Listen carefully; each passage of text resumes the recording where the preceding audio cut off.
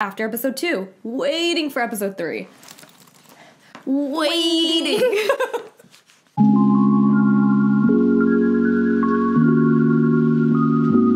Excited to talk about WandaVision episode 4 with you today. Me too. Let's get this started. So episode 4 starts off with Geraldine in the hospital, and she's appearing out of thin air, out of ashes, it looks like. Geraldine or Monica. Exactly. And she's looking for her mom frantically, and they find out that she's been missing for years, and her mom has died in the meantime.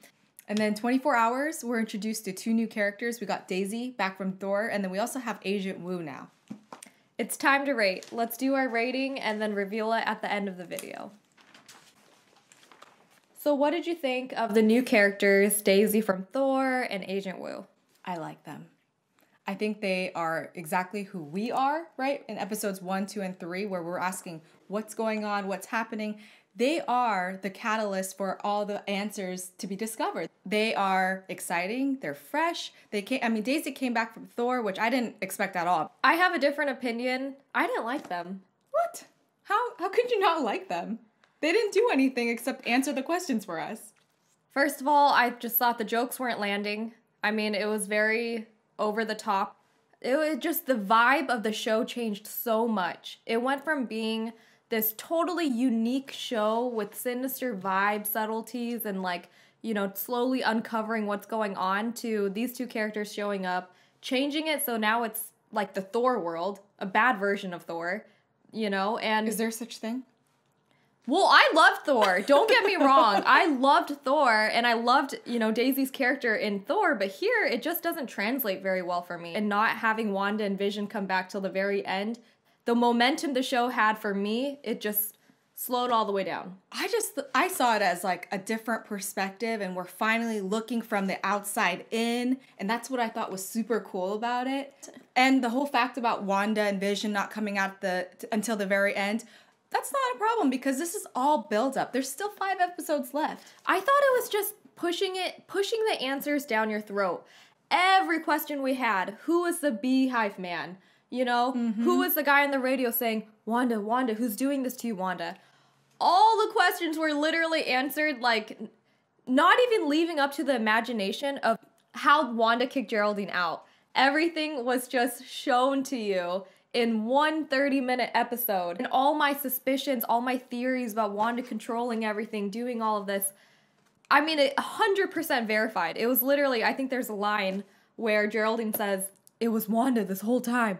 What happened to the mystery of the show, the eeriness? I think it's so smart, and I think it's creative. Now, the next couple episodes, I hope, are going to focus more on the character development and also what's happening to Wanda and why she's controlling it. If they didn't answer these questions for us and they waited till the end, it would have been like, okay, this is predictable. I saw it coming. They are really just nailing it in the head that Wanda is in control of everything. Like I said in the first episode, she's coping with her pain of Vision being dead, confirming what we all already knew.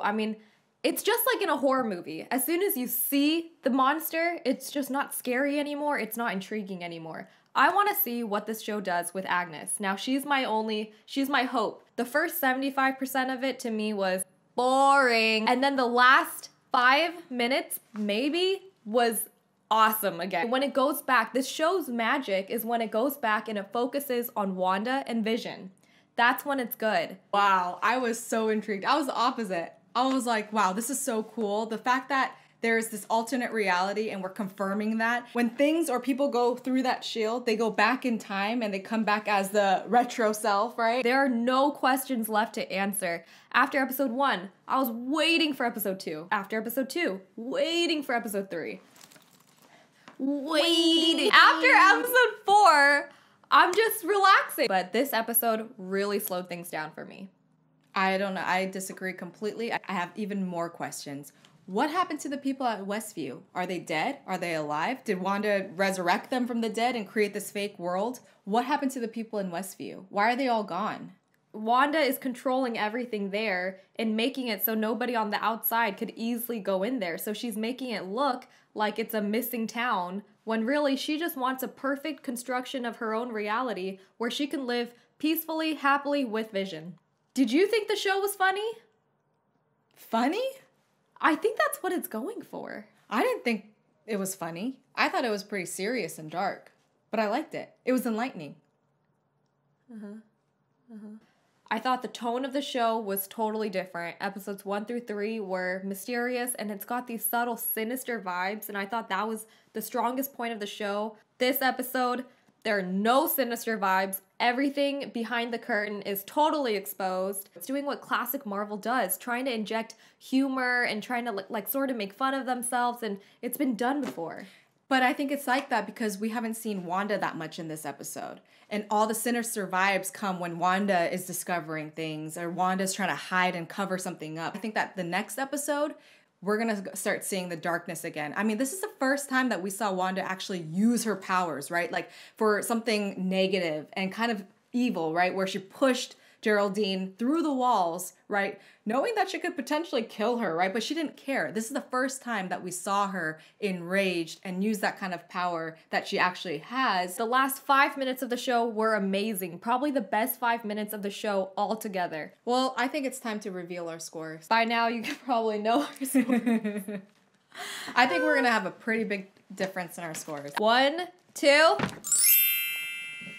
Whoa. Wow, is that a 9? It is a 9. Oh boy, so this was your first or your favorite episode of the entire series. Unlike you do, I don't think that everything is all answered. I have even more questions. I can't wait for the next episode, and I will stick to my score. I gave it a 6 because it was just so in your face, you know?